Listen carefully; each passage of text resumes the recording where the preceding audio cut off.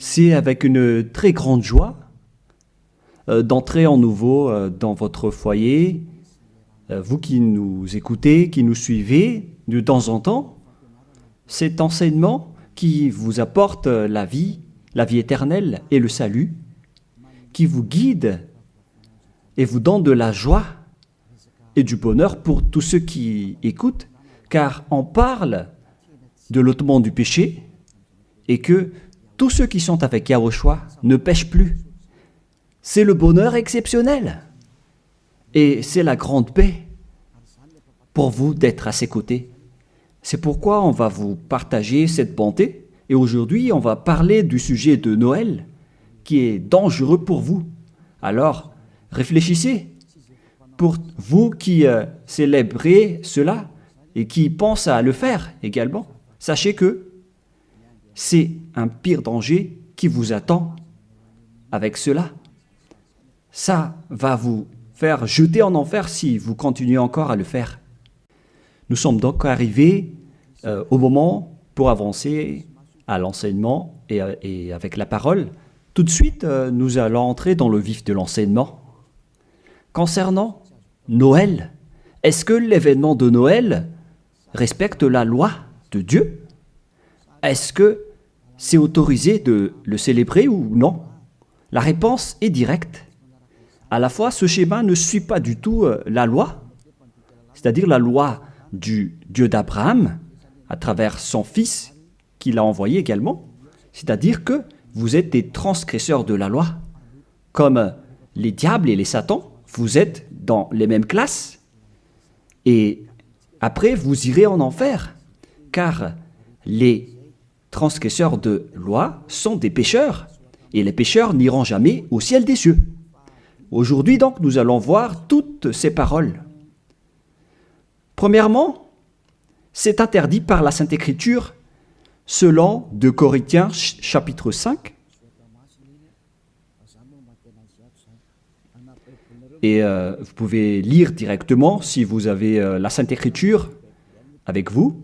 Et moi aussi, je vais lire de mon côté parce que nous avons la même Bible.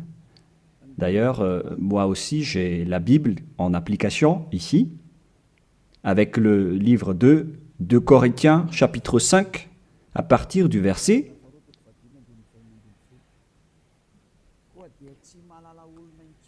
au verset 16. 2 Corinthiens, chapitre 5, verset 16. Aussi, désormais, nous ne connaissons plus personne selon la chair. Et si nous avons connu Yahushua selon la chair, à présent, nous ne le connaissons plus de cette manière. On ne doit plus alors le connaître ainsi. C'est interdit de le connaître selon sa chair. Je parle bien de sa chair, car lorsqu'il est né, il est né en tant que chair. Un enfant est né pour nous. Vous connaissez bien ce schéma. On parle d'un enfant et non pas d'un esprit. On n'a pas dit que c'est un esprit qui est né pour nous. Ce qui a été dit, c'est que c'est un enfant qui est né pour nous.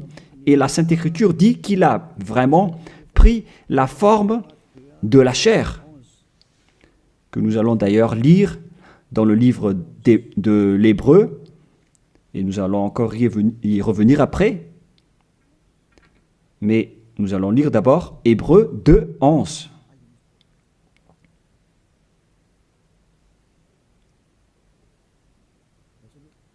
Où il est passé déjà.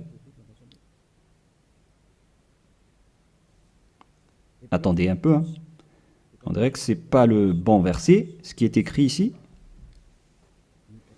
Non, c'est Hébreu 2, 14 et non pas 11. Voilà, verset 14 et non pas 11. Puis, donc, les enfants ont eu un partage le sang et la chair, lui aussi y a participé également afin de briser par sa mort la puissance de celui qui a l'empire de la mort, c'est-à-dire le diable. Donc le Fils du Très-Haut a également pris le sang et la chair comme un enfant. Sa naissance est donc une naissance de chair. Il est né dans la chair. Il a pris la forme de la chair. Et cette chair qu'elle a pris à l'époque, c'est de la chair du péché. Car normalement, un être du ciel des cieux ne descend pas tout simplement ici sans raison. Même les anges peuvent être visibles ou invisibles en fonction de leur mission. Mais le Fils du Très-Haut,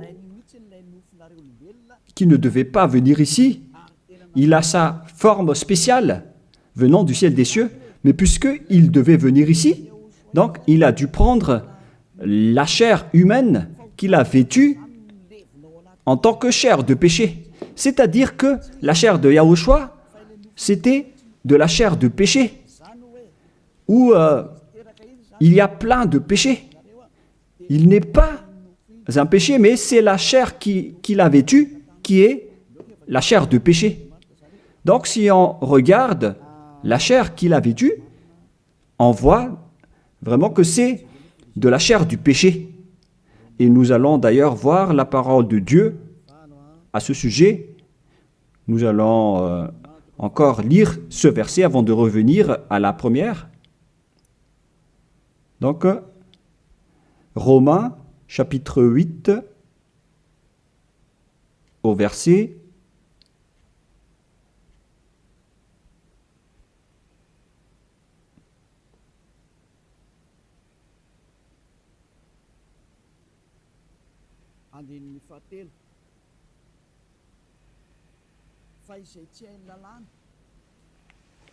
3.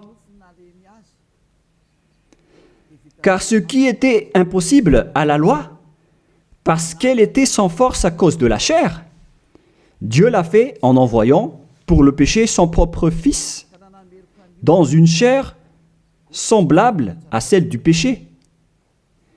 Et il a condamné le péché dans la chair. Ici donc, nous voyons bien que Yahushua, le Fils du Très-Haut, sa chair était une chair de péché.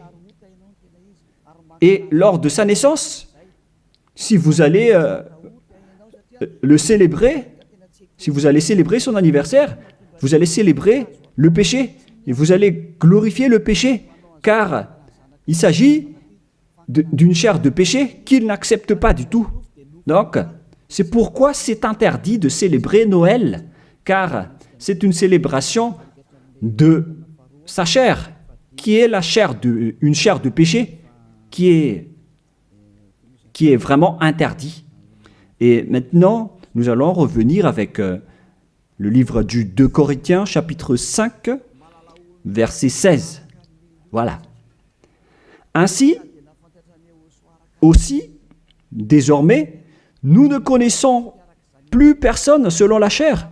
Et si nous avons connu Yahushua selon la chair, à présent, nous ne le connaissons plus de cette manière. C'est devenu interdit de le connaître ainsi. C'est-à-dire que Noël est supprimé. Si vous le célébrez encore, c'est-à-dire que vous êtes avec le diable, alors ne contestez plus. Si c'est une loi, alors c'est une loi. Mais vous avez été trempé par ce Jésus. Et après vous avoir trempé, il cherche le moyen pour manipuler vos esprits. Alors qu'on voit clairement que vous faites n'importe quoi. Vous provoquez la guerre au Dieu d'Abraham. Le Dieu d'Abraham dit que c'est interdit de le faire. Mais lui, il insiste pour le célébrer. Et vous voyez que c'est un envoyé du diable qui vous trompe. Et vous n'êtes pas encore conscient de cela. Quand je dis cela, certains sont en colère. Ces personnes qui vous font célébrer Noël vous jettent en enfer. Ils ne sont pas comme des hommes qui sont fermes, qui ont la fermeté comme moi. Moi, je suis ferme devant la vérité, par exemple. Et moi, j'ai dit, contrez cette vérité si vous osez, mais personne n'a osé le faire. Ils aiment juste critiquer, mais ils sont dans le tort complètement. Et le salut vient des Juifs. Donc, si c'est un Dieu juif, alors il doit porter un nom juif. Et Yahushua a vraiment un nom juif selon Jean 82, qui dit que le salut vient des Juifs.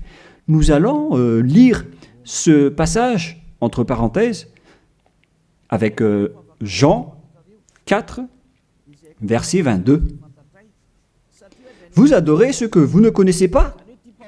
Nous adorons ce que nous connaissons, car le salut vient des Juifs. Donc, ce Sauveur est juif. Et en tant que juif, on doit lui donner un nom juif. Et nous voyons ceci dans le livre des apôtres, car il a prononcé son nom, un nom hébreu, en discutant avec l'apôtre Paul. Mais après, les gens ont changé son nom en nom grec, avec Jésus, que nous allons voir après que c'est un nom grec. Donc, tout d'abord, Actes chapitre 26, versets 14 et 15. Nous tombâmes tous par terre, et j'entendis une voix qui me disait, en langue hébreu ou hébraïque, on parle ici de langue hébreu, Saul, Saul, pourquoi me persécutes-tu? Il discutait donc en hébreu. Il te serait dur de regimber contre l'aiguillon. Qui êtes-vous, Seigneur? M'écriai-je. Et le Seigneur dit, je suis Yahushua que tu persécutes. Ici donc, la discussion entre le Fils de Dieu et l'apôtre Paul se faisait en langue hébreu. Et donc, lorsqu'ils vont prononcer le nom, est-ce qu'il est possible qu'ils vont prononcer le nom en malgache? Je vous pose la question. Parce que Jésus ou Jesus, c'est une langue française ou malgache.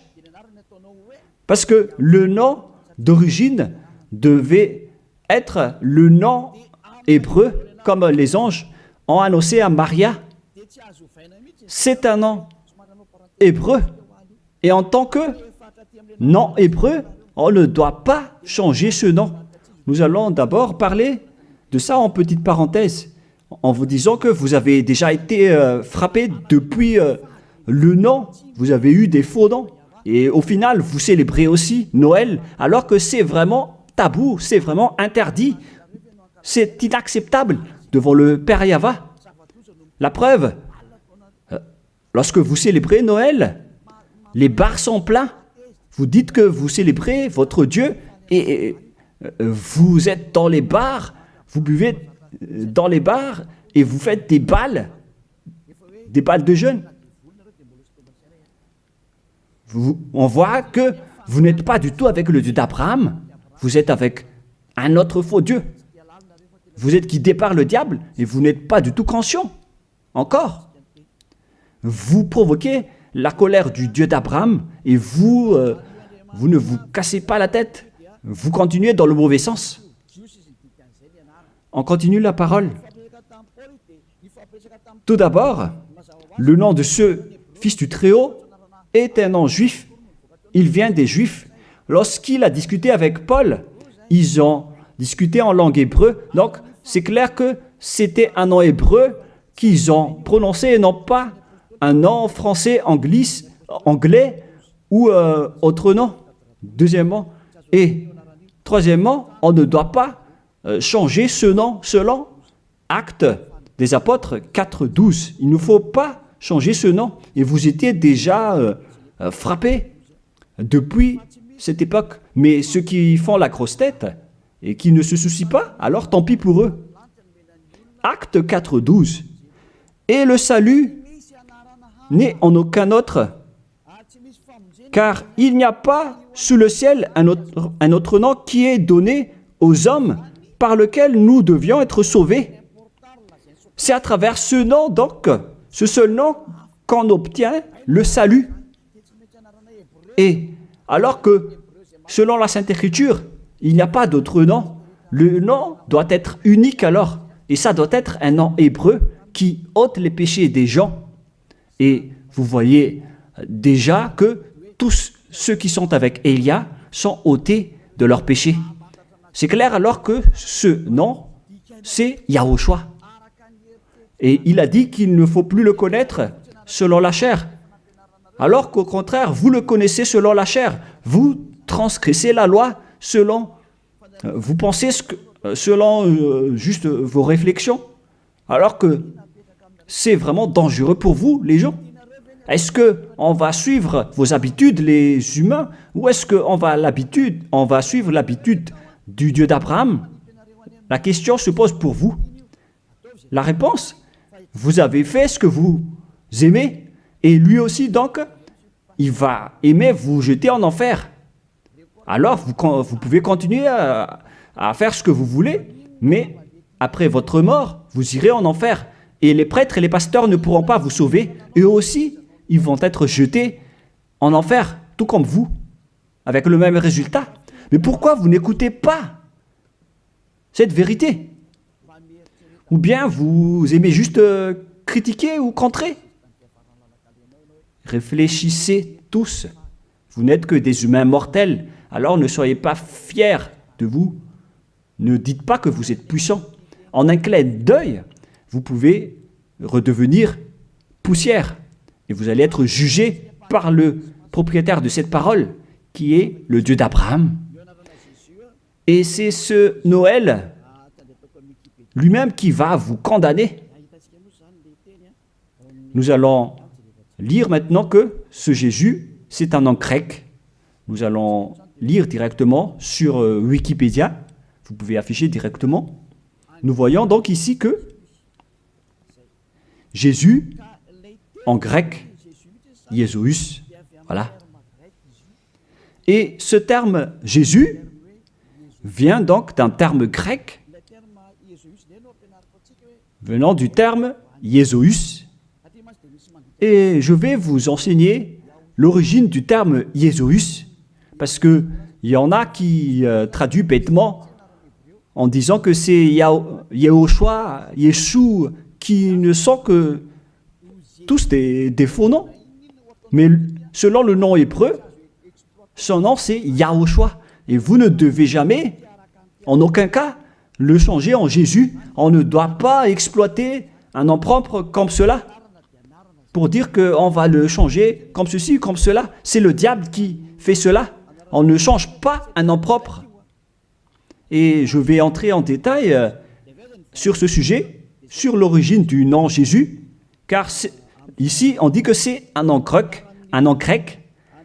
Où est donc l'origine de ce terme Jésus?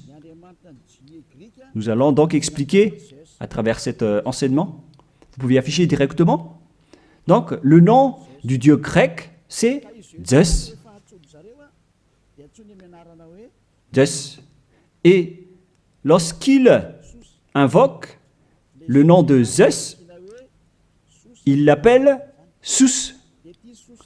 Ce Zeus, donc, se lit Sus, en vérité. Et ce Sus, lorsqu'on lui donne du respect à leur Dieu, il rajoute un Yé devant, comme avec les Allemands qui rajoutent un L, comme L Hitler. Le L, c'est un signe de respect.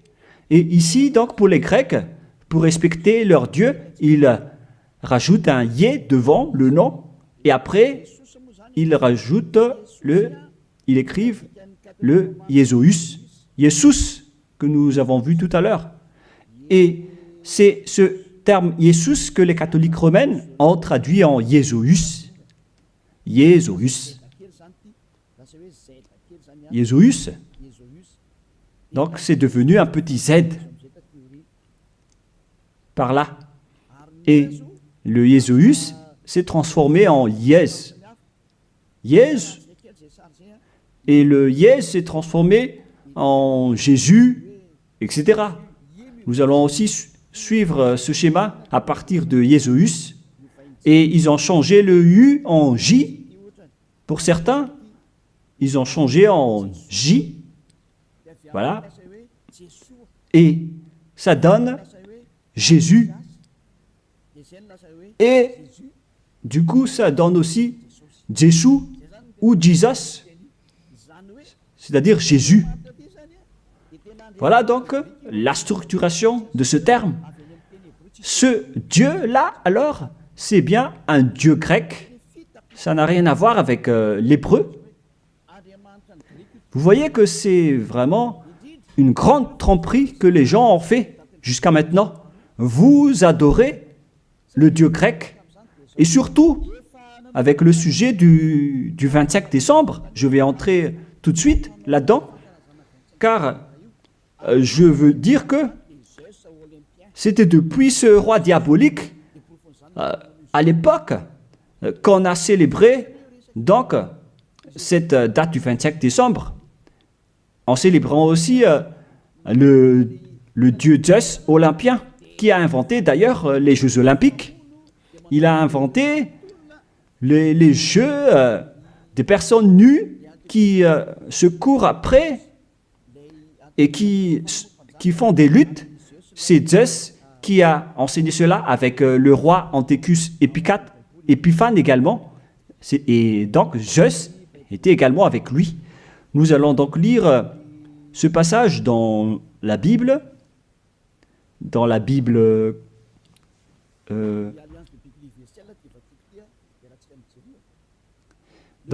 l'Alliance biblique universelle que je vais lire.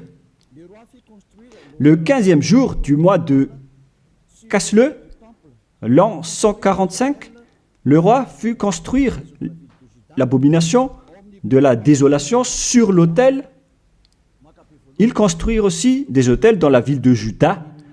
On voit aussi donc ce verset dans le livre de 1 Maccabée, chapitre 1, verset 54 pour une autre version, et verset 57 pour une autre version. Donc, si vous avez le livre du Maccabée dans la Bible catholique, je vais relire encore une fois chez moi, et vous voyez sur l'écran en langue malgache, qui est plus convenable, mais le voilà. 1 Maccabée, chapitre 1, verset 57 pour une autre version, et pour une autre version, c'est verset 54. Et donc, on a aussi le verset 57 pour l'autre version. Le voilà. Le 15e jour du mois de Casleu, l'an 145, ils construisirent l'abomination et de la désolation sur l'autel des holocaustes. Ils construisirent aussi des autels dans les villes de Juda, alentour. Quel est alors le rapport de cette histoire avec ce que je dis ici? C'est que il y avait un roi qui a provoqué la guerre au Dieu d'Abraham, qui a profané son temple, qui a fait des abominations dans le temple. Et cet homme, il est entré dans le temple de Jérusalem à la date du 15 du mois de Casleu, et il a construit des autels, des holocaustes dans ce temple. Et avec ces autels, il va pratiquer des sacrifices d'holocauste. Et après, à la date du 25 décembre, il est encore entré là-dedans, dans le temple, en faisant des holocaustes. Ce que je veux dire, c'est que c'est ce Antiochus IV Épiphane qui est le propriétaire de cette fête. La preuve, le dimanche de l'Épiphanie que vous célébrez tous ensemble, que ce soit les protestants ou les catholiques, vous célébrez tous le dimanche de l'Épiphanie. Cet événement vient du nom du roi Antiochus IV Épiphane. Dans le 1 Maccabée, chapitre 1, verset 11, de ces rois sortit une racine d'iniquité. On parle ici d'un roi grec, Antiochus Épiphane, fils du roi Antiochus, qui avait été à Rome comme otage. Donc, selon ce schéma, ce Antiochus IV, Épiphane, c'est un roi grec. Et ce roi est entré dans le temple. Et lors du 14e jour déjà, on va préciser, pour ne pas faire une erreur, nous allons bien préciser, car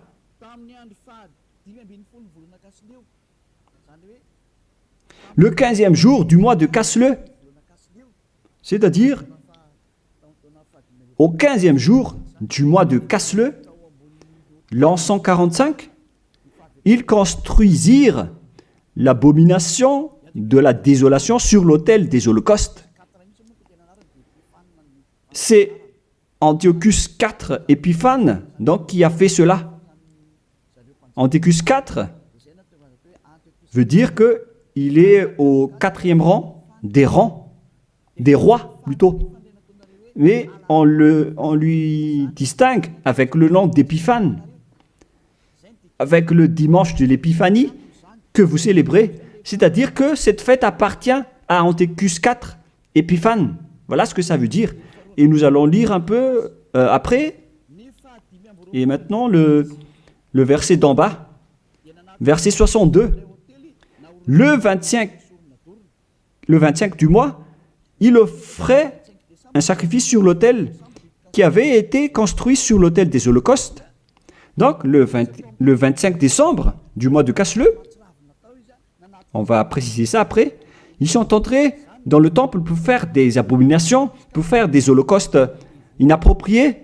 C'est-à-dire que cet homme, Antiochus IV Épiphane, qui est le diable en personne, il a profané le temple du Père Yahva lors de la date du 25 décembre. C'était une date qui a rendu en colère et énervé le Père Yahva, cette date du 25 décembre que vous célébrez tous.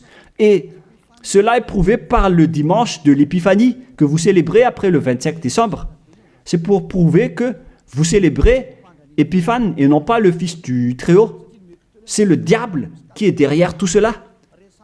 Et vous êtes jugés par ce dimanche de l'Épiphanie qui parle de la fête d'Épiphane. Et vous êtes tous attrapés et piégés par cela.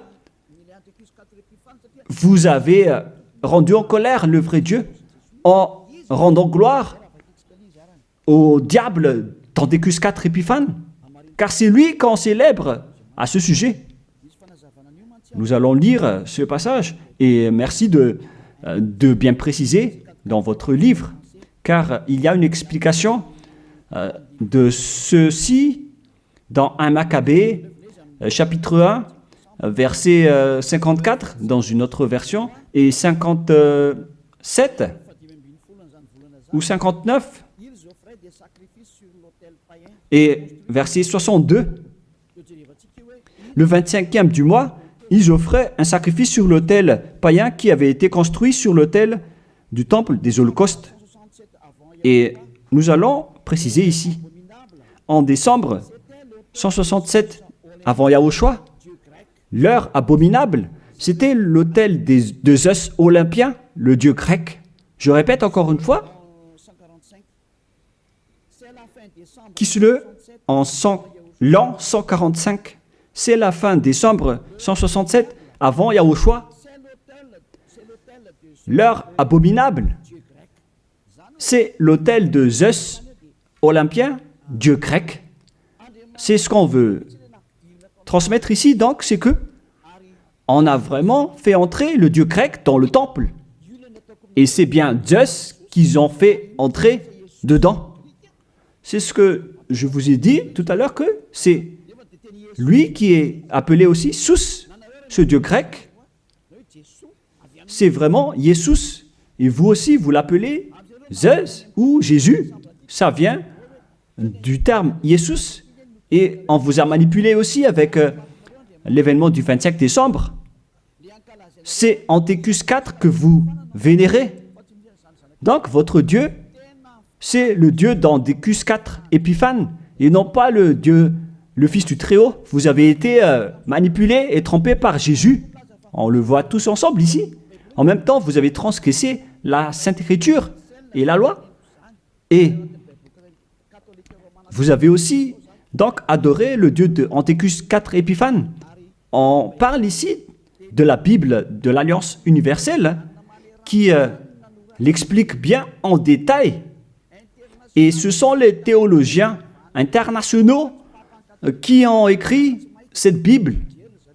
Tous les religieux le connaissent, y compris le pape catholique romain. Tous les chefs religieux connaissent aussi ce livre, car c'est un livre international que personne ne peut contester. Et c'est ça ce qui était écrit là-dedans. Ce n'est pas aujourd'hui que on le voit, mais ça, c'était depuis bien longtemps que ça a été écrit là-dedans. Ce qui veut dire, alors qu'ils ont fait de l'abomination, de la profanation dans le temple de Jérusalem lors de la date du 25 décembre. Et maintenant, nous allons voir que cette date du 25 décembre était le jour où Antiochus IV a profané le temple, tout en célébrant également son anniversaire, en profanant le temple de Jérusalem et en provoquant la colère du Père Yahva. Et c'était lors de la date du 25 décembre. Nous allons également lire la parole concernée à ce sujet. Vous pouvez aussi suivre.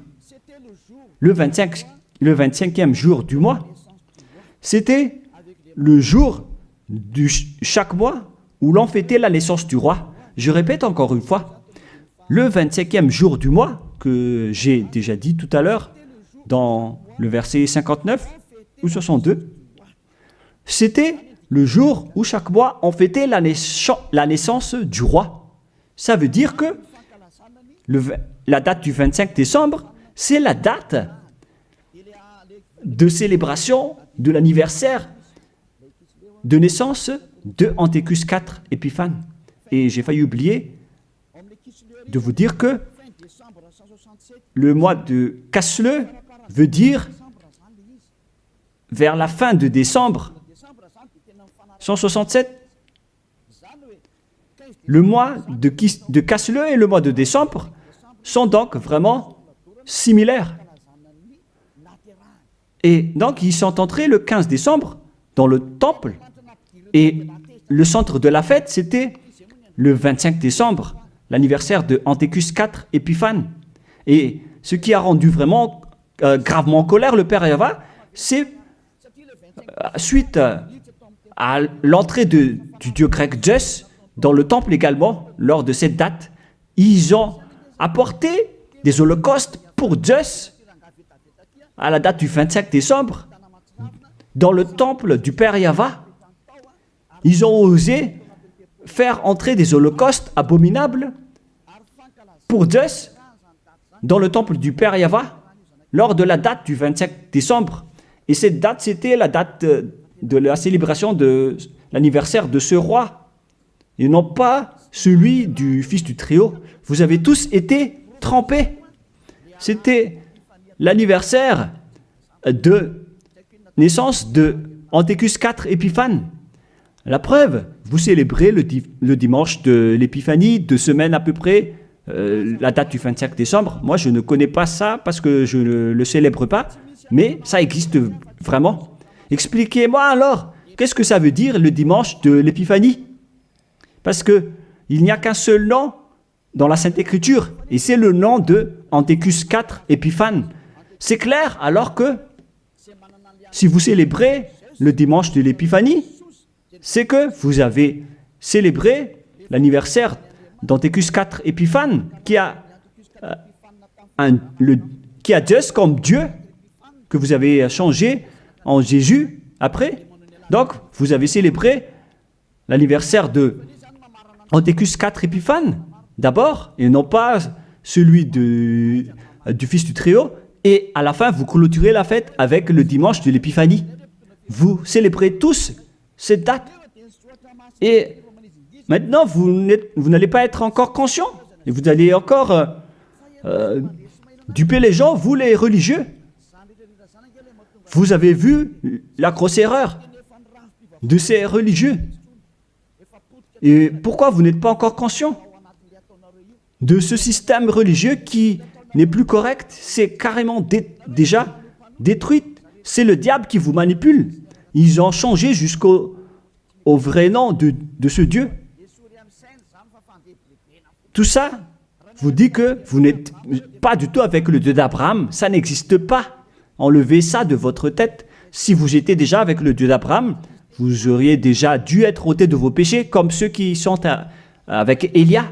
Mais c'est pourquoi les gens détestent Élia, car Élia attire les gens pour être ôtés de leurs péchés. Et les autres sont en colère, car leur liberté sont empêchées.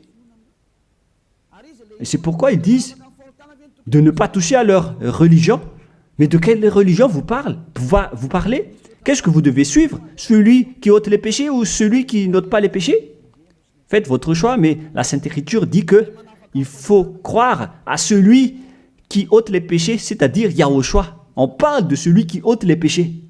À vous de réfléchir. Mais après, on vous demande de célébrer le dimanche de l'Épiphanie. Mais c'est quel événement?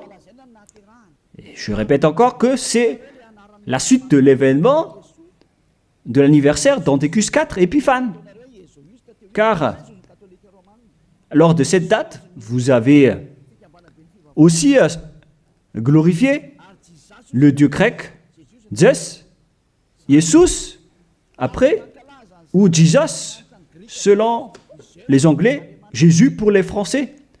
Vous avez donc tous célébré le dieu grec en célébrant aussi l'anniversaire de Antiochus IV Épiphane et non pas celui de Yahushua.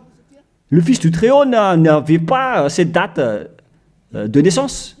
C'est pourquoi ce Jésus est vraiment un grand imposteur.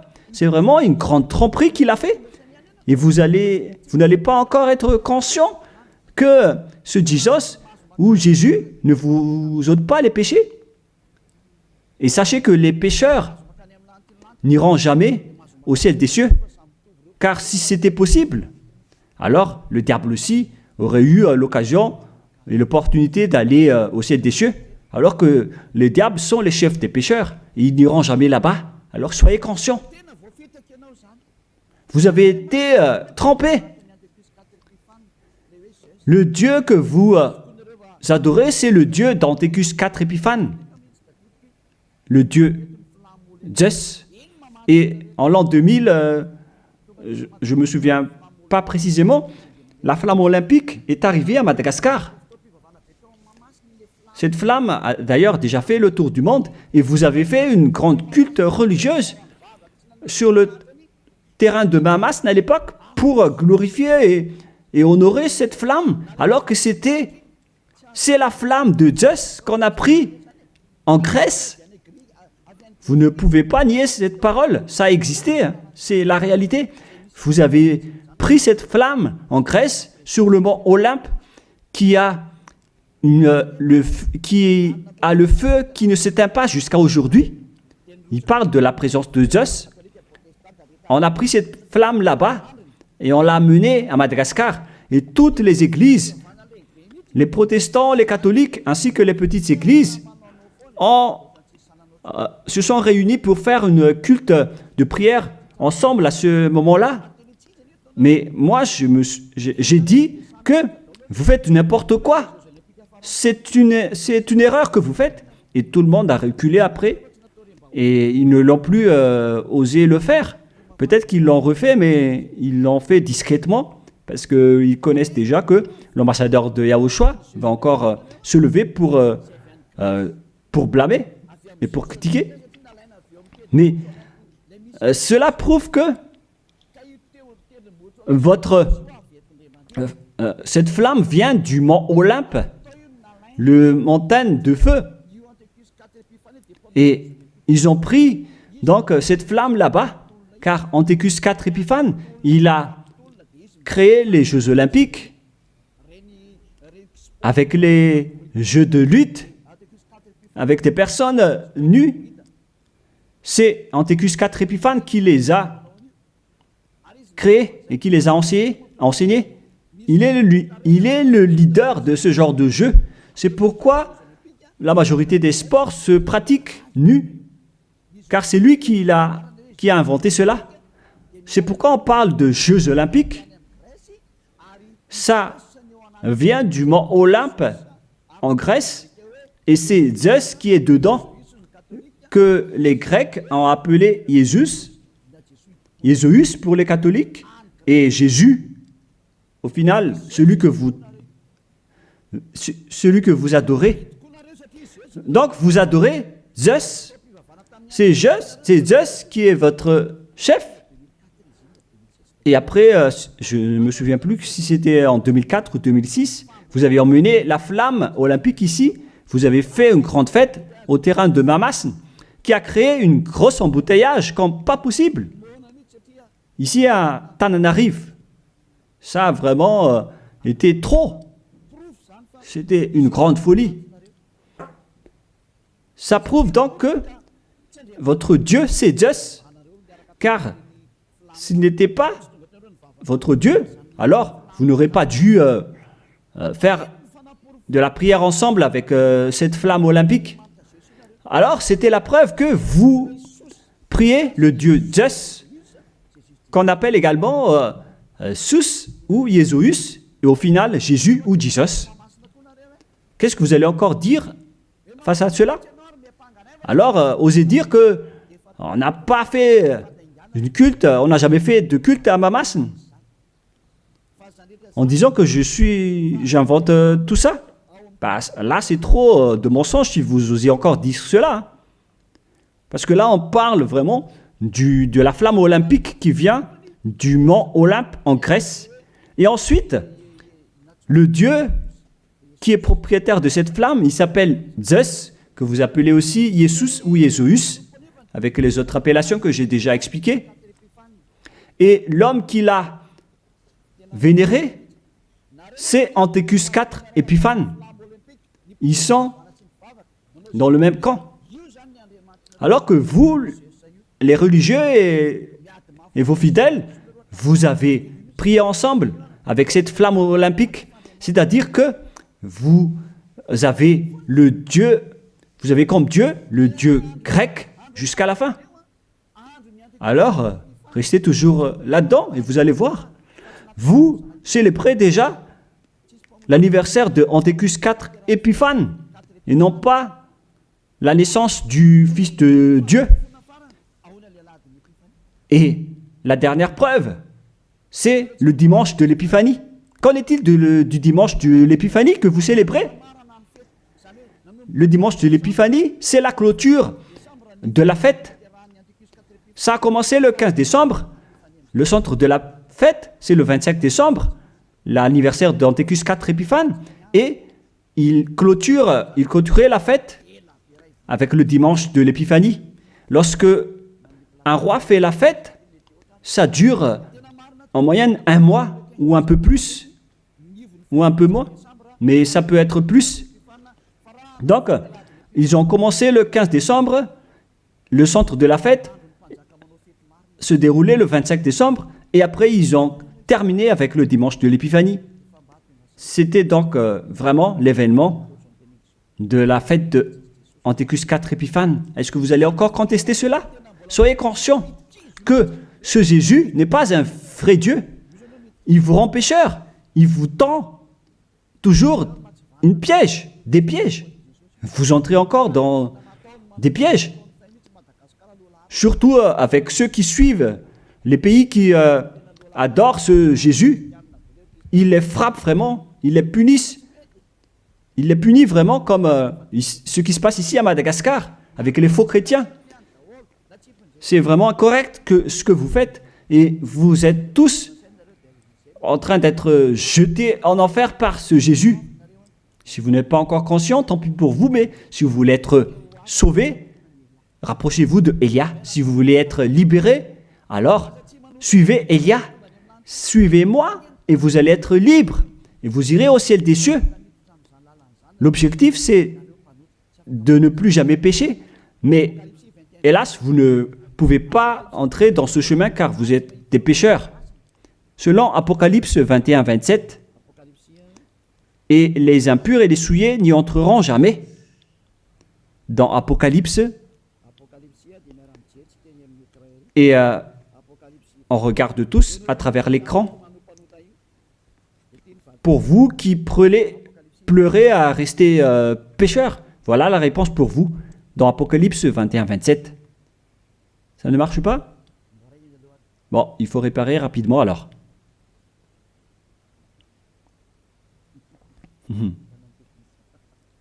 On a vu la main du technicien, c'est pas grave parce qu'il travaille.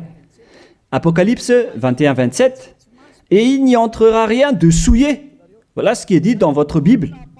Donc, les pécheurs n'iront jamais au ciel des cieux. Vous vous trompez d'adresse. Vous avez un faux espoir. Vous avez vraiment été frappé par ce faux Dieu, par votre faux Dieu qui n'est qu'un imposteur. Si c'était un vrai Dieu, il aurait déjà dû vous ôter de vos péchés. Mais voilà, il vous a trompé. Voilà, vous ne pouvez plus répondre avec le dimanche de l'Épiphanie. Qui vous a fait célébrer cette date? Pourquoi vous l'avez célébrée? Vous l'avez célébrée pour vous enchaîner en ce moment. Car là, le dimanche de l'Épiphanie clôture la fête du roi. Et donc, vous avez célébré la fête du roi. On vous attrape par ceci. Vous dites que le 25 décembre, c'est la date de naissance de Jésus, alors que vous adorez Zeus, le dieu grec, le dieu d'Anthécus 4 Épiphanes, et en même temps, vous célébrez l'anniversaire d'Anthécus 4 Épiphanes, tout en adorant le dieu Zeus olympien. Je vais terminer ma parole, et les techniciens ont fini la réparation. Vous pouvez afficher maintenant. Apocalypse 21-27.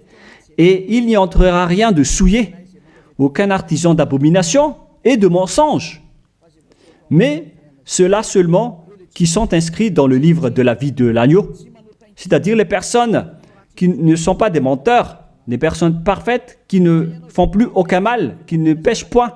Ce sont eux qui iront au ciel des cieux. Mais vous, qui êtes abominables, qui ne se soucient pas de cette parole, vous pouvez continuer ce que vous faites, mais ne soyez pas morts. Si vous avez la grosse tête, ne soyez pas morts. Mais ce qui est ridicule, c'est que lorsque vous êtes malade, vous êtes obligé de chercher un médecin. Mais où est passée votre puissance ou votre force? Si vous cherchez un médecin lorsque vous êtes malade, c'est-à-dire que vous êtes faible. Alors ne faites plus ça. Pourquoi chercher encore à mettre des obstacles à ce royaume de Yahushua qui vous prêche la liberté et l'affranchissement? Mais vous êtes inconscient de provoquer la guerre au Créateur.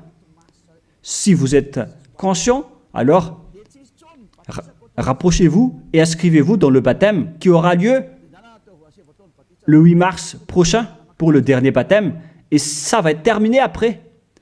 Vous pouvez encore faire des baptêmes avec les religieux qui sont pécheurs, mais lorsque les pécheurs baptisent d'autres pécheurs, le résultat c'est encore un pire pécheur. Un pire pécheur. Alors, soyez conscients. Nous allons donc lire pour terminer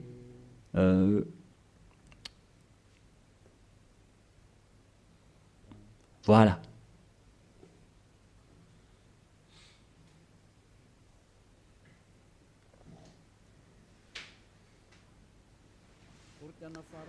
De Corinthiens,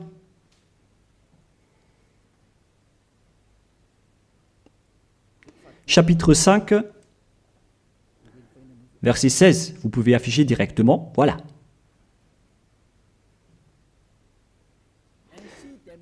Ainsi, dès maintenant, aussi désormais, ça fait depuis cette époque qu'on a précisé que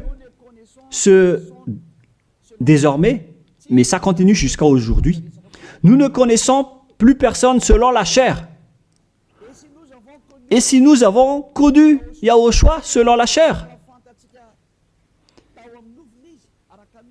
Parce qu'il était né en tant que personne charnelle. Maintenant, nous ne le connaissons plus de cette manière, à présent. La chair est supprimée car c'était une chair de péché. Selon ce que je vous ai enseigné dans Romains 8.3, on parle de chair de péché. Donc, si vous allez célébrer cela avec sa naissance, vous allez donc célébrer du péché. Voilà donc la loi. C'est devenu une interdiction totale pour ceux qui servent le Dieu d'Abraham. Comme moi, Élia, je sers le Dieu d'Abraham. Vous l'appelez Dieu d'Abraham, vous les humains, mais pour nous, c'est le Dieu du ciel des cieux. Il s'appelle Yahweh, notre cher Père. Lorsque vous le servez, vous ne devez plus entrer dans ce schéma. Vous dégagez directement, vous vous rapprochez de Élia et vous inscrivez votre nom dans le baptême rapidement pour éviter la mort, au cas où vous allez mourir après. Mais les gens qui font du cinéma, qui font juste semblant d'être avec le Dieu d'Abraham, si vous n'êtes pas avec le Dieu d'Abraham, vous n'allez pas être avec Élia. Mais ce sont seulement qui veulent être avec le Dieu d'Abraham et qui ne veulent plus jamais pécher, qui vont être avec Élia. Et je vais vous ramener au ciel des cieux. Voilà la fin de ma parole. Soyez conscients. Bref, ceux qui célèbrent Noël vont être en guerre avec le Dieu d'Abraham et vont aussi être en guerre avec Yahushua, le Fils du Très-Haut, qui a dit « ne péchez plus ». Et ceux qui célèbrent Noël vont être en guerre avec ce Dieu d'Abraham qui a dit « je ne donnerai point ma gloire aux autres et ne souillez pas mon nom ». C'est dans Ésaïe 48:11 que nous allons d'ailleurs lire. Sa gloire ne doit plus être donnée aux autres faux dieux. Si vous utilisez encore cette parole de Dieu, si vous voulez servir le Dieu d'Abraham, alors il ne faut plus faire du n'importe quoi. Il faut suivre ses paroles. Lorsqu'il dit que c'est interdit, alors ne faites plus la grosse tête. Et si ceux qui insistent à vous dire le contraire, c'est-à-dire, sachez qu'ils vont vous jeter en enfer. Alors ne soyez plus manipulés comme les enfants. Vous êtes maintenant matures, vous êtes des adultes, vous avez la conscience. Sachez que c'est de l'amour pour vous sauver. On dévoile donc le mal que font ces faux dieux. Alors, face à cet amour, soyez conscients maintenant. Soyez conscients. Dans Ésaïe 48:11, il est dit qu'il ne faut plus prier les faux dieux. C'est interdit par la loi. C'est pour l'amour de moi que je le fais. Car comment mon nom serait-il profané? Je ne donnerai pas ma gloire à un autre. Pourquoi donc le Seigneur Yahushua, le Fils du Très-Haut ici, pourquoi il dit qu'il ne faut pas célébrer la chair du péché? Et la Sainte Écriture dit aussi que le 25 décembre, c'est la date de naissance du roi diabolique et non pas celui du Fils du Très-Haut. Voilà ce que le Fils du Très-Haut a dit. Et pourquoi vous insistez encore à faire le contraire? Mais qu'est-ce que vous cherchez, vous les religieux qui sont des sorciers? Et aussi, vous qui acceptez d'être menés dans le tort. Mais qu'est-ce que vous cherchez? Vous voulez vraiment provoquer la guerre à ce Dieu d'Abraham? Vous l'avez déjà fait, alors vous pouvez continuer. Mais pour ceux qui sont conscients qu'on ne peut pas le combattre, ce Dieu d'Abraham, alors dégagez de là et venez ici. Rapprochez-vous de Élia et suivez Élia. Voilà ce que vous devez faire. Il faut suivre Élia. Il va nous ramener au ciel des cieux, chez le Dieu d'Abraham. Il va nous ramener là-bas. Mais il faut d'abord être ôté des péchés pour y intégrer. Et on a réussi cela. C'est le pouvoir que Yahushua a donné à Élia. Alors suivez-moi. Nous irons chez le vrai Sauveur, Yahushua, celui qui a vraiment été crucifié. Allons-y maintenant. Prenez une décision et ne tuez plus votre esprit. Votre esprit est très triste car après votre mort, vous allez redevenir poussière. Mais votre esprit va être en souffrance. Vous voyez, lorsque vous faites du mal, vous réfléchissez après, vous stressez en appelant Dieu, en disant « Mais qu'est-ce que j'ai fait, mon Dieu ?» Mais puisque vous avez déjà commis le mal, le diable va aussi venir vous blâmer. Et après, vous vous déprimez, vous êtes au bord du suicide et vous faites encore plus de mal. Voilà ce que font ces diables. Ils vous encouragent à faire du mal. N'acceptez plus cela. Retournez-vous vers Yahushua. Ma parole se termine. Rapprochez-vous de Yahushua. N'entrez plus dans ce mauvais sens et dans cette folie. Tant pis pour ceux qui veulent combattre le Dieu d'Abraham. Laissez-les écouter les propos des diables. Mais vous qui êtes conscients que ces faux dieux vous rendent pécheurs, ainsi que les religieux qui vous disent vous pouvez commettre des péchés, il faut juste demander pardon après. Tout ça transgresse toutes les lois du vrai Dieu. Si vous ont déjà tué, alors dégagez de là et suivez Élia. Je peux vous prendre avec la main pleine de joie si vous cherchez vraiment le vrai Dieu, il est vraiment merveilleux. Ma parole se termine, que Yahushua vous bénisse et à la prochaine, prions ensemble. Merci infiniment, Père Yahva. C'est vraiment de l'amour, cette parole venant de toi. Tu fais connaître aux gens la vérité. Tu as dévoilé clairement la grande tromperie pour ce monde, car le monde aussi te provoque énormément. Alors, c'est juste que tu envoies les châtiments. Avance la récolte, Père, et avance ta parole et ton châtiment sur cette terre, car le moment est venu. On a déjà annoncé les avertissements, mais personne ne se soucie. Ta décision est méritée. Père Yahva, il mérite d'être châtié. Il ne s'agit pas d'une récolte pour le ciel des cieux, mais un châtiment d'après ce qu'ils ont fait. C'est le jour de la vengeance, Père. Mais tous ceux qui veulent fuir ce danger, Père, qu'ils sortent de là et qu'ils se rapprochent de Élia, car je vais les ramener auprès de toi, Père Yahva et Yahushua. Faites en sorte qu'ils me trouvent, même s'ils sont à l'extrémité de la terre. Faites en sorte qu'ils se tournent vers Élia. Je suis déjà là. Tu m'as déjà envoyé pour les envoyer vers toi, pour les regrouper, pour les ramener vers toi. Gloire à toi, Père Yahva. Gloire à toi, Yahushua. Bénis alors cette parole pour qu'elle touche le cœur de chacun, pour qu'il sache que c'est le salut, mais pas un jeu. Merci, Père Yahva. Au nom de toi, Yahushua, je fais toutes ces prières. Alléluia. Amen. Merci à tous d'avoir suivi la parole et l'enseignement. Au revoir. Au revoir tout le monde.